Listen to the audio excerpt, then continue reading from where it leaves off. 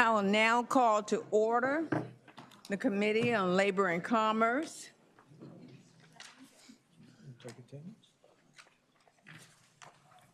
The clerk should open the roll so we can take attendance.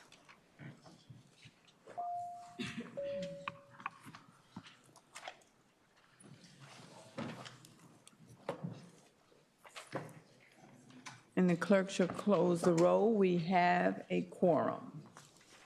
Okay, we're going to start. Today we have a special presentation. First of all, winter weather updates from the electric utilities and cooperatives. We have a short presentation.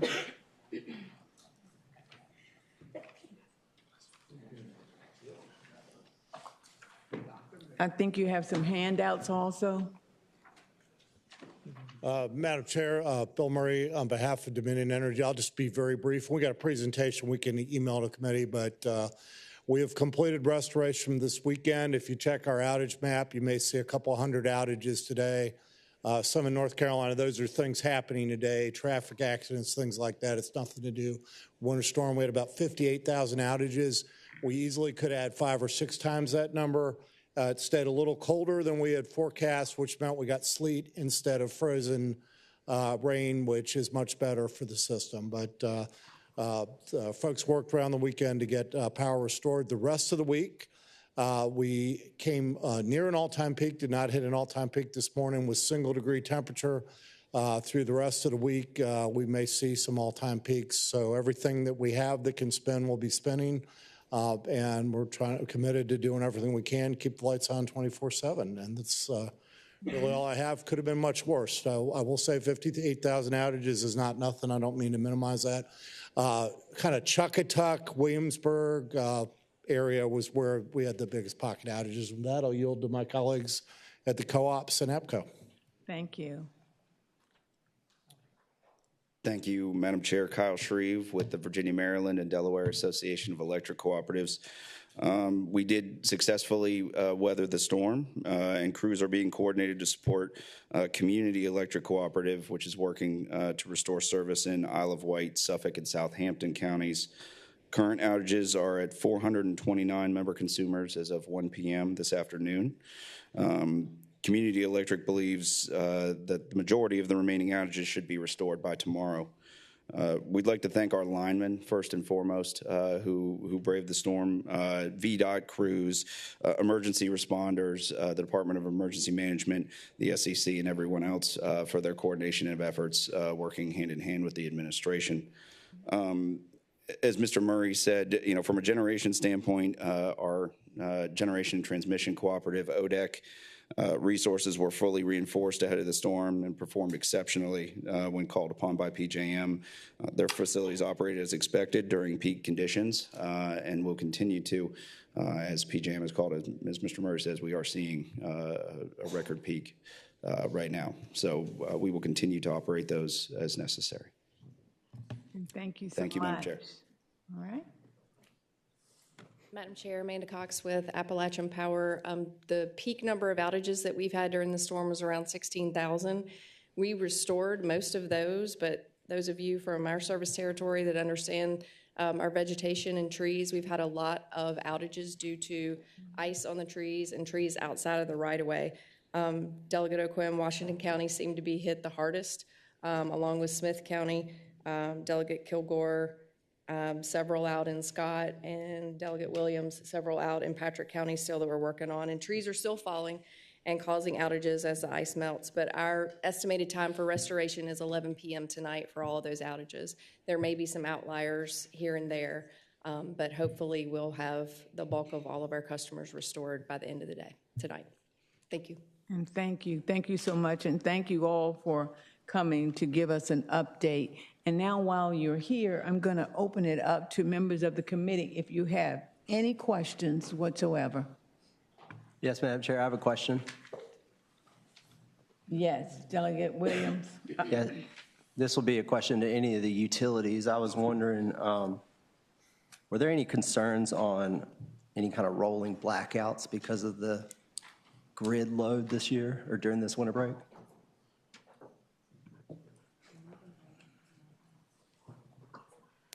Madam Chair, Bill Murray on behalf of Dominion Energy, and this may be utility specific to some degree. Rolling blackouts are a tool. They are the last resort tool at Dominion Energy Virginia. We have not done that since the mid-1990s. We have no intent of doing it now. We look at every other thing that you can do to maintain reliability. So that is something I'm aware. There was an alert so we have what's called the DOM zone, Dominion zone. That includes us and most of the co-op territory that kind of wraps around us. There is a part of the state called the First Energy Zone. That is part, and here I'll yield to Mr. Shreve, that is part that used to be owned by a company called Allegheny Power. Their successor in interest is First Energy, an Ohio-based company. So there was an alert to that narrow part of the state served by two co-ops who purchased Allegheny's territory, but we issued no such alert. Again, going to be a peak day, all hands on deck, everything we have spinning, but when there were outages this weekend, they were caused by a tree on the line, not by anything to do with power supply. So with that, I'll yield to Mr. Shreve.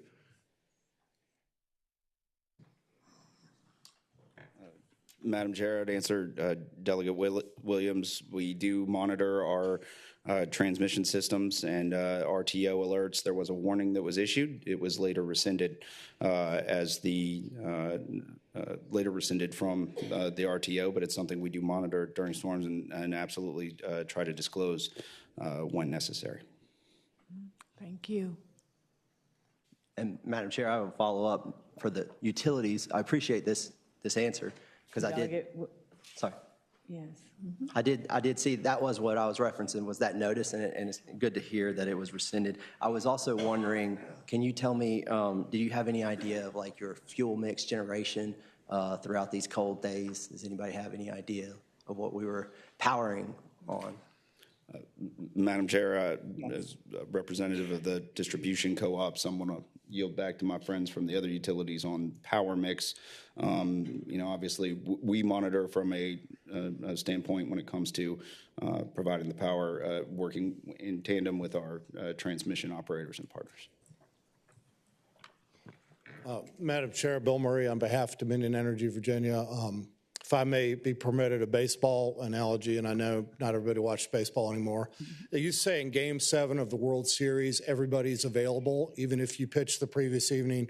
So when you have a peak event, everything we have that will run runs. So that will depend on the time of day. So solar doesn't run at night, so you don't have solar at night, but everything runs. Yesterday, for example, we had a lot of solar resource. Everything we have runs. What we did a couple years ago, Winter Storm Elliott, is after the event, we made a little chart that showed different things running over the course of the event. We're thinking this all as one event, starting sort of Saturday, ending Friday. I am aware there are forecasts of snow coming for this weekend. Right now, we're thinking of that more as a highway event, more in the VDOT world, because it would be dry, powdery snow. That's usually not an issue for the electrical systems. We weren't worried about the snow this weekend. We were worried about ice. But the way I would answer, everything we had ran to its fullest capability. What we'll do after the event is we'll go and look at capacity factors and what have you. But that's best to do after the event because the people who do that right now are focused on making sure all the resources we have are running. But again, the way to think about it, it's what the announcers always say. It's Game 7. Everybody's available. Thank you, Madam Chair. Delegate Clark, press your button. Thank you, Madam Chair. I just had a question, and thank you for the presentation and the updates. I heard that Suffolk and Southampton and Isle of Wight was experiencing some outages. If you could just give me some clarity. I was trying to write notes, and I couldn't get it fast enough. Madam Chair, Kyle Shreve. Yes, I would answer Delegate Clark. There are 3 counties right now in which Community Electric Cooperative serves in Southeast that they are restoring power. We have about 429 member consumers as of 1 p.m. that we're still out of power, and they're working to make sure that that get restored, estimated by early tomorrow. And extra crews have been dispatched. As co-ops, in storm preparation, we contract out, we bring in as many crews as we can for storm response, and then as certain co-ops get relieved, we help out each other and send crews that way. So community is getting the assistance they need to make sure those 3 counties get restored as fast as possible. Awesome, thank you. Thank you. Thank you, Madam And Chair. let me remind everyone, if you have a question, please press the button because I have other buttons lit up for other individuals. Delegate Helmer. Madam Chair, I just wanted to say thank you to you for bringing this presentation, and just thank you to all those who testified. And we hope that we know there's been a lot of workers out there in the cold and the ice and the wind keeping the power on, and just say how grateful we are for the hard work. It's hard to play in World 7 and the World Series, and you all have done so with grace. And we know people have had a lot of late nights, and while we're staying warm as best we can, they're out there in the cold and wind and everything else. I just want to say thank you. Anyone else? Let me join in thanking you also, all of you, for helping us get through this winter storm. I guess we all heard about people working 12-hour shifts. Sometimes it's a hard time working 8 hours doing this, and it's not even out in the cold. So I thank you so much for everything that you've done and all the workers have done. It really does help us try as hard as we can to have a normal life during a winter storm, and we thank you. Thank you. All right. We're going to start the rest of our committee now. We have one administrative action. We have Delegate Sullivan. You'd like to strike your bill from the docket? Yes, Madam Chair. My HB 827, I would appreciate it if this committee would strike my bill, and I so move. Okay. Second. Properly moved in second. This is a recorded vote. Are we ready to cast our votes?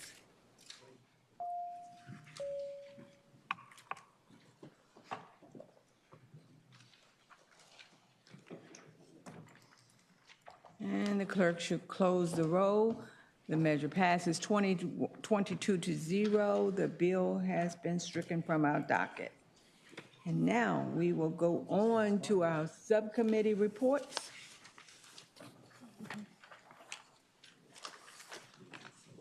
Subcommittee 2. We ready? No, subcommittee 2. Mm-hmm. Sorry about Subcommittee that. 2. I was not paying attention. I apologize. Thank you, Madam Chair. The subcommittee dealt with several bills, and we have several to consider right now. The first bill, Madam Chair, is HB 5 from Delegate Converse Fowler regarding employment paid sick leave and civil penalties.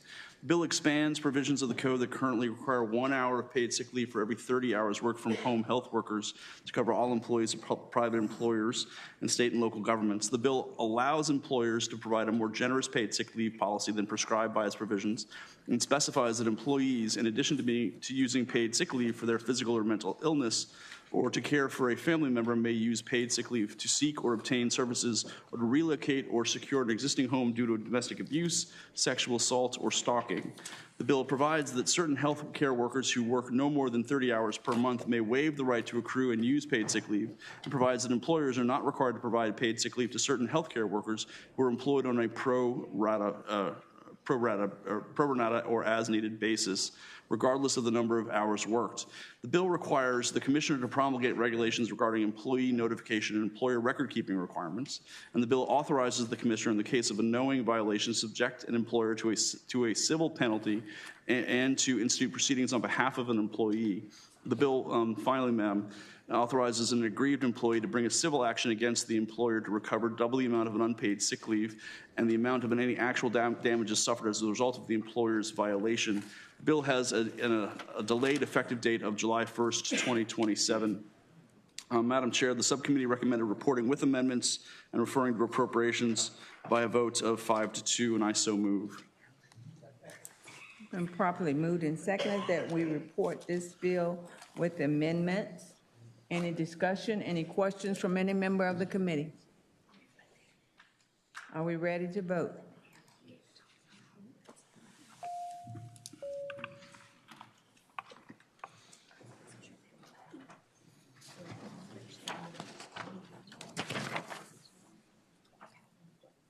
the clerk should close the roll. The measure passes with amendment 15-7.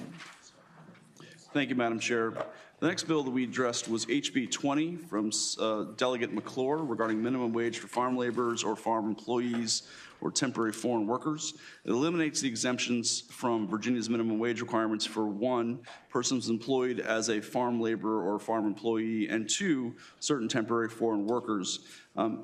Madam Chair, the subcommittee recommended reporting by a vote of 5-2, and we also have received a letter to send the bill to appropriations, and I so move. Okay. Been properly moved and seconded that we report this bill. If we should report this bill, it would be sent to appropriations. Any questions from any member of the committee? And the clerk shall open the roll. We can vote.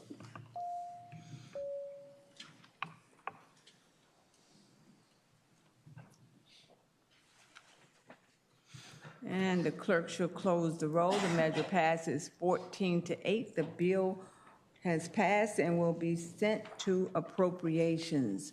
I wanted to stop just for one moment to go back and remind everyone about what we said at the last committee, that last time we met in the full committee, that we do not amend any bill or any substitutes in the full committee. And I know it seems easy enough for us to slip one through, but we cannot do it.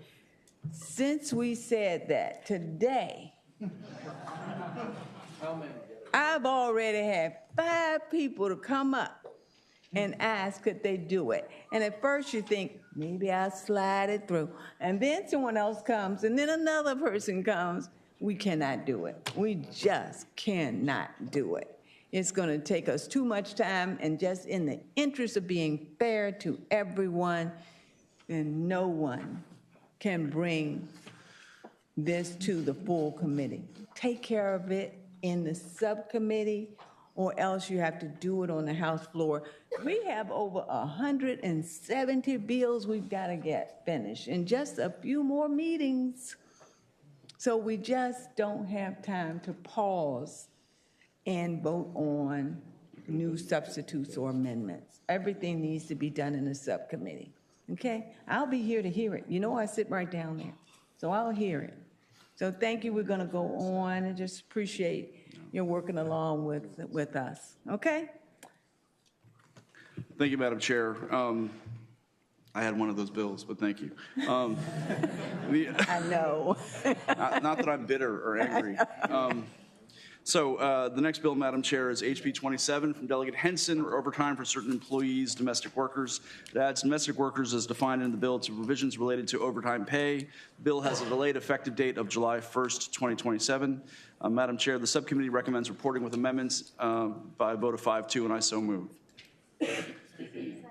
Okay, properly moved and seconded. Anyone with any questions from any member of the committee? Okay, are we ready to cast our votes? We'll ask that the clerk will open the rolls.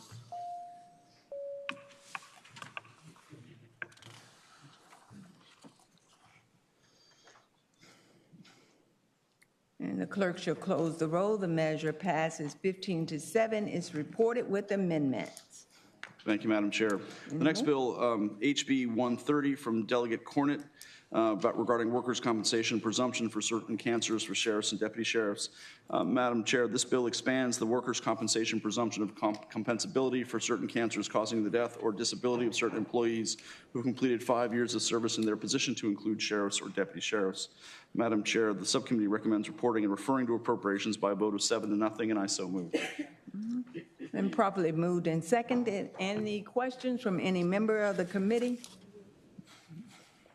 I thought I heard a Okay. The clerk shall open the rolls and we'll cast our votes.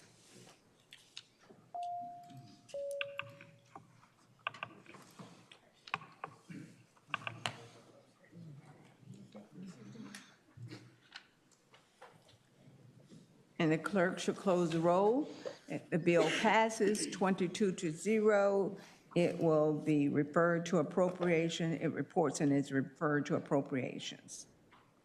Thank you, Madam Chair. The next bill is HB 238 from myself regarding labor and employment, payment of wages, minimum wage, and overtime wages, misclassification of workers, and civil actions. Madam Chair, the bill provides that an employer that violates provisions relating to minimum wage, overtime wages provisions, or the misclassification of workers is liable to the employee for the applicable remedies, damages, or other relief available in an action brought pursuant to the civil action provisions currently available for the non-payment of wages. Such provisions currently available provide that an employee may bring an action in a court of competent jurisdiction to recover payment of the wages, and the court is required to award the damages or the wages owed an additional equal amount as liquidated damages plus pre-judgment interest thereon and reasonable attorney fees and costs. Under current law, if the court finds that the employer knowingly failed to pay wages to an employee, the court is required to award the employee an amount equal to triple the amount of wages due and reasonable attorney fees and costs. Madam Chair, the subcommittee recommends reporting it with the substitute by a vote of 5-2, and I so move. It's been properly moved and seconded that we report with substitute. Any comments, any questions from any member of the committee? Madam Chair. Yes, Delegate Weber. Thank you, Madam Chair. Question for the patron. It says when you were giving the description, it talked about the misclassification of workers. Can the gentleman give an example of that? Misclassification of worker? Delegate Lopez. Thank you, Madam Chair. A construction site will have someone who is working on a roof, and they will designate the worker as a 1099, although the person has been working there and was told that they were supposed to be a full-time employee without the knowledge of the individual that they were designated a 1099. Sometimes they'll be paid in cash, sometimes they'll be paid knowing that maybe the individual is undocumented. Sometimes they'll specifically go out of their way not to, it might be a subcontractor to a contractor who is not following certain rules. And so we find that this is happening on a fairly regular basis up in certain parts of Virginia. I thank the gentleman. Thank you.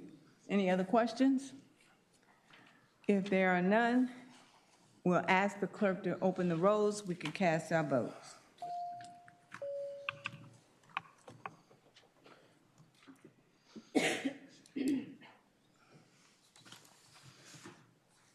And the clerk shall close the roll. The measure passes 15-7 to report with substitute. Thank you, Madam Chair.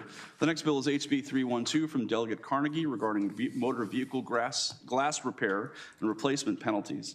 Madam Chair, this bill establishes various requirements for motor vehicle glass repair shops defined in the bill, including notice provisions, requirements for communicating with insurance providers, and prohibited acts related to fees and misrepresentations. The bill provides that violations are subject to the Virginia Consumer Protection Act. Madam Chair, the subcommittee recommend reporting with a substitute by vote of 7-0, and I so move. Properly moved and seconded. Any questions from any member of the committee? No questions? And the clerk shall open the roll. We'll cast our votes.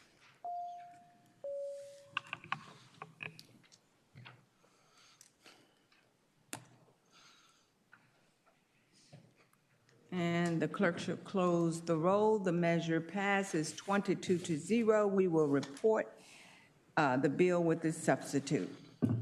Thank you, Madam Chair.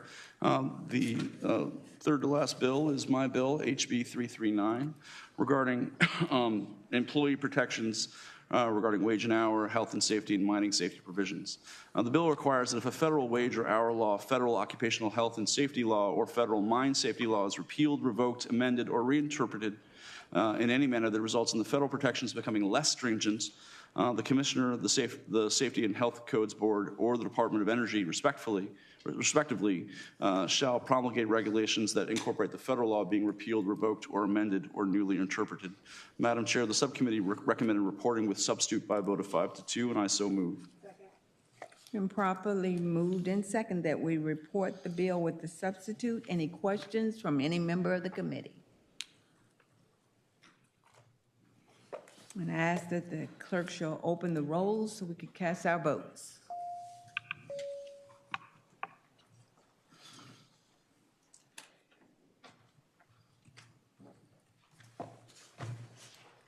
And the clerk shall close the roll. The measure passes 15-7 to report with substitute. Thank you, Madam Chair. HB 426 from Delegate LeVere Bowling is regarding workers' compensation employers' offset in event of recovery. Madam Chair, this bill amends provisions related to an employer's offset for recovery in certain actions brought under the Virginia Workers' Compensation Act. The bill requires that lifetime medical award benefits and ongoing indemnity award benefits shall remain in full force and effect if the claimant is under such an award at the time that recovery is effected, subject to the employer offset provisions. Under the bill, an employer's credit shall be applied as a continuing pro rata reduction to benefits otherwise payable under an existing award until the employer's required credit is exhausted. The bill also removes language limiting an employee's entitlement to compensation and expenses for medical, surgical, and hospital attention and funeral expenses.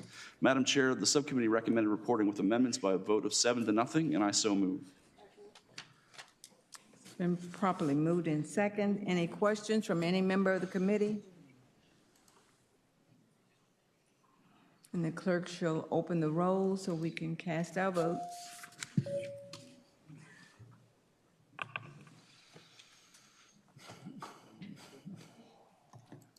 And the clerk shall close the roll. The measure passes 22-0 with amendments. Thank you, Madam Chair. The final bill from the subcommittee two is an outstanding bill from the Uber Chair, Delegate Ward, regarding uninsured employers fund administrative expenses. Madam Chair, the bill provides that the costs of administrating the uninsured employers fund, which is administered by the Virginia Workers' Compensation Commission, are paid out of such funds. Madam Chair, the subcommittee recommended reporting the bill by a vote of 6-1, and I so move. And properly moved and seconded. Anyone have any questions about this fine bill? Are we ready to cast our votes?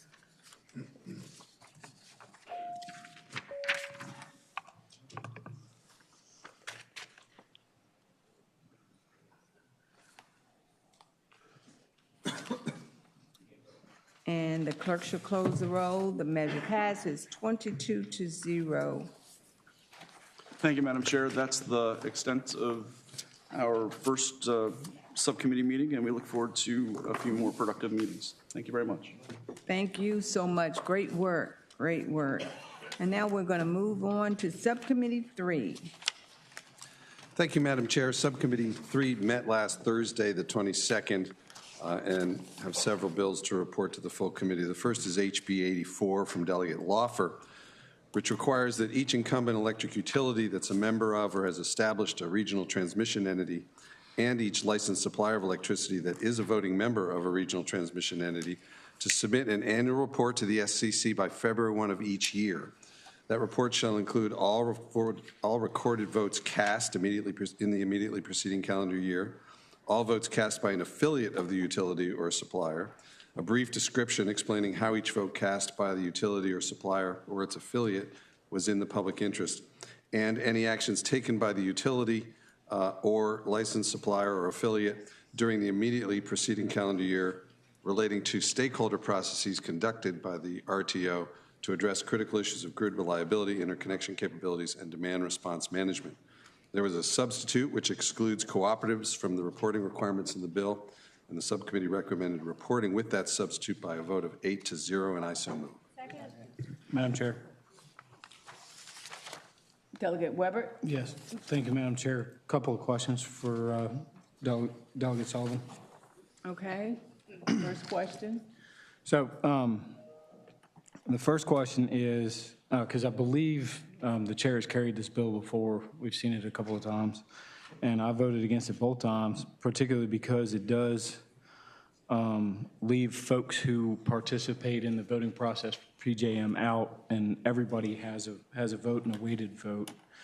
And I'm just curious, other than the co-ops, is there anybody else that we're leaving out? Because large energy users also have a vote in the PJM process. Madam Chair, the answer to that question is no. There is no one else we're leaving out. Thank you, Madam Chair. Further question? Yes. Delegate Weber? Yes, Madam Chair. How do we in the bill define public interest, and how does that public interest differ from, say, the financial responsibility that the utility has to the ratepayer? Madam Chair, I would answer the delegate's question by saying that the public interest is what the utility is charged with protecting, and that may indeed include effects on ratepayers. One last question, Madam Chair. Delegate Weber. So if the SEC determines that a vote is not in the public interest, what happens? Madam Chair, the bill does not require the SEC to render any judgment. This is simply a public document for, most importantly, this body to take a look at and the SEC to take a look at. The SEC is not required by this bill to render any kind of judgment or verdict on the filing, but simply to review it. Thank you, Madam Chair. Thank you. Any other questions? It's been properly moved and seconded. If there are no other questions, the clerk shall open the roll so we can cast our votes.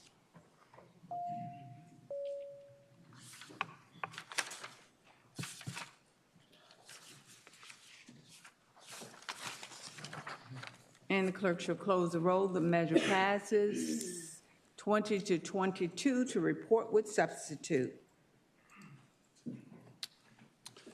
Thank you, Madam Chair. Next is HB 114 from Delegate Ware, which directs the State Corporation Commission to conduct a comprehensive analysis of existing electric utility infrastructure to identify cost-saving opportunities that improve or preserve electric system reliability as an alternative or supplement to greenfield infrastructure projects. It requires the Commission to complete its analysis and submit a report to the General Assembly no later than July 1 of 2027. There was a substitute which directs the Department of Energy to conduct the analysis in consultation with the SEC. And the subcommittee recommended reporting with that substitute by a vote of 8-0. Okay. And I so move. Second. Thank you. Thank you so much. It's been properly moved and seconded. Any questions from any member of the committee? Seeing none, are we ready to cast our votes then?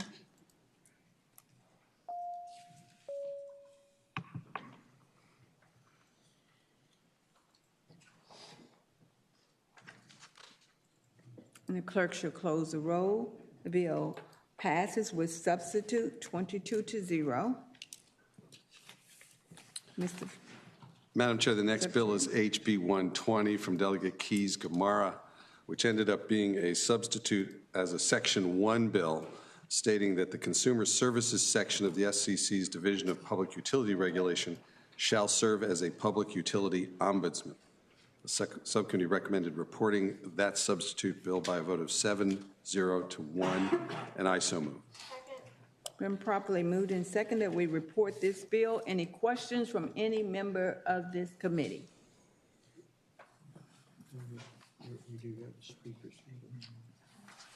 Just a moment.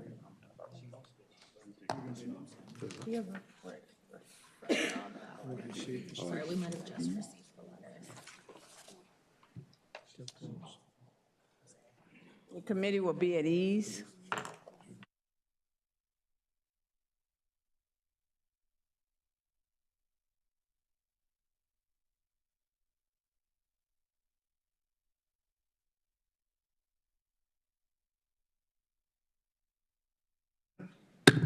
We're back in session.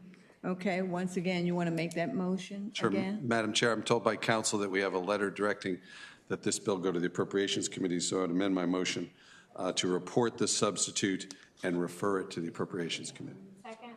Okay, been properly moved in second that we report this bill and send it to appropriations. Are we ready to cast our votes?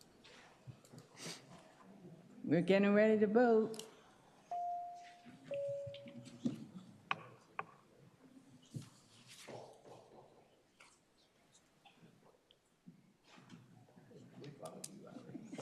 And the clerk should close the roll. The measure passes 18-0 that we will send it to appropriations. Thank you, Madam Chair. Next is HB 434 from Delegate LaVere Bowling. This bill also had a substitute which resulted in a Section 1 bill directing Dominion and APCO to petition the SCC for approval of electric grid utilization metrics by November 1, 2026, and directs the SCC to analyze the use of non-wires alternatives And the subcommittee recommended reporting that substitute bill by a vote of 7-0, and I so move. Second.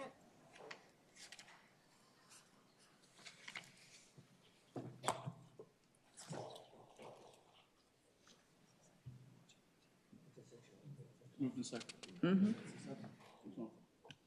Madam Chair, Yes.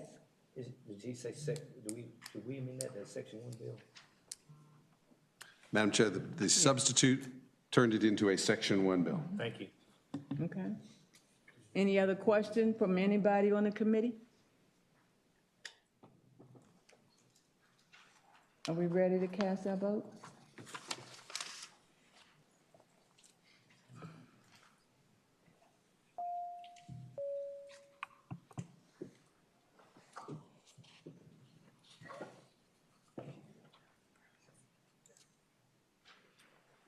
And the clerk should close the roll. The measure passes 22-0. Thank you, Madam Chair. Next is HB 492 from Delegate Siebold. 492 requires a public utility when managing trees, shrubs, or other plants located in any public park owned or operated by a locality to consult with the locality and aim to trim or prune such trees, shrubs, or other plants only to the extent necessary to preserve the reliability of service. There was an amendment which replaced the phrase aim to with make reasonable efforts to, and the subcommittee recommended reporting the bill with that amendment by a vote of 7-0, and I so move. Second. Properly moved and second that we report the bill as amended. Any questions? Madam Chair, Delegate Williams. this is House Bill 492. I think it was reported out 6-2. Did I hear 7-0?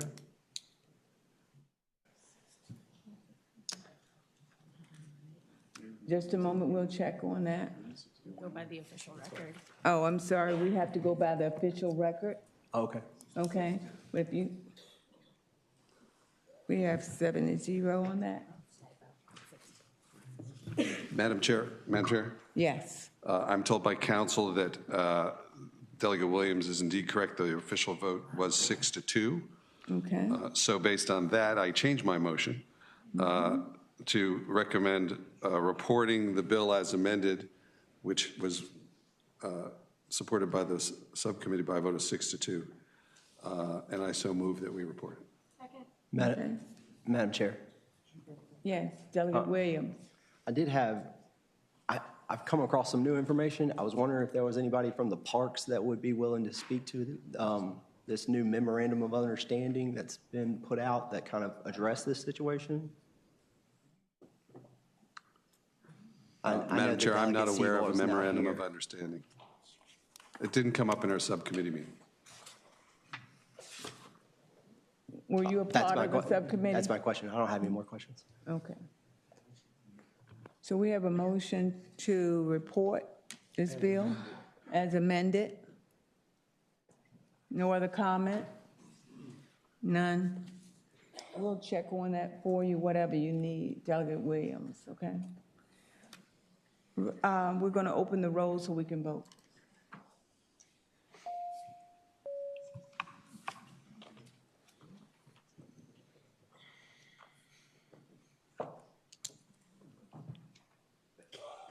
And the clerk should close the roll.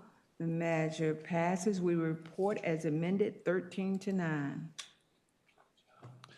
Finally, Madam Chair, subcommittee dealt with HB 562 from Delegate Reed, which authorizes electric cooperatives to establish and implement a virtual power plant program.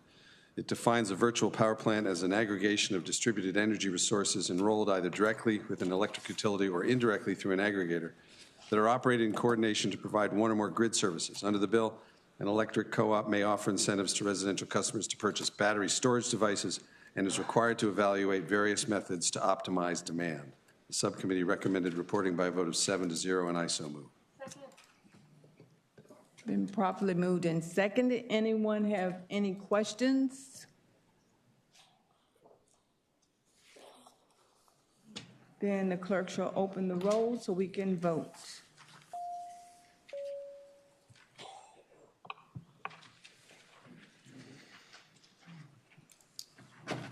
And the clerk shall close the roll. The bill reports 22-0. Madam Chair, that concludes our report. Thank you so much. I thank the committee so much, and I thank all the subcommittees for all the hard work that you've done. You've done the bulk of the work, and I appreciate it. That's the reason why we can move on quickly. And now we're going to get ready for our subcommittees will be coming right afterwards. And I want to also ask Delegate Witt. Yes. I'm so sorry, Madam Chair.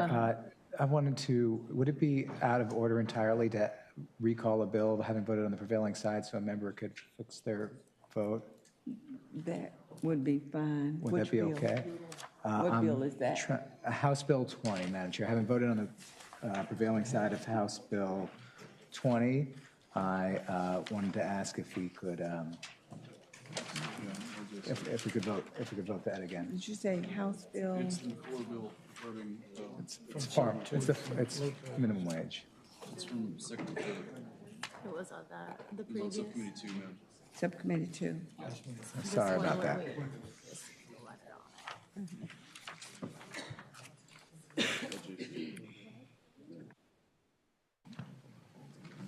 Madam Chair. I'm going to wait for the clerk to get all set up. Yes, ma'am.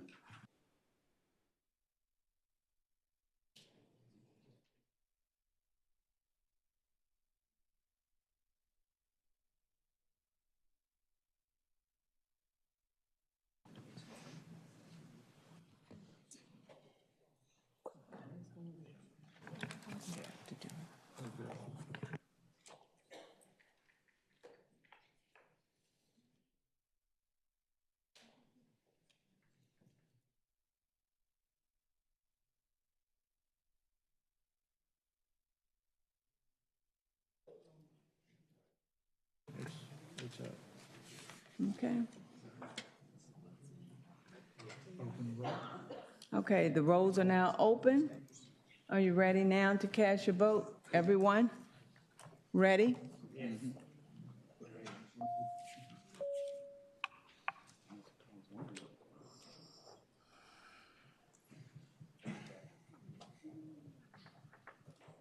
And the clerk shall close the roll. The measure passes 15-7. Thank you so much, Madam Chair. You're welcome. Seeing no other business coming before the committee at this time, we're going to, Subcommittee 1 will follow this committee, and at this point, seeing no other business before this committee, we are now adjourned.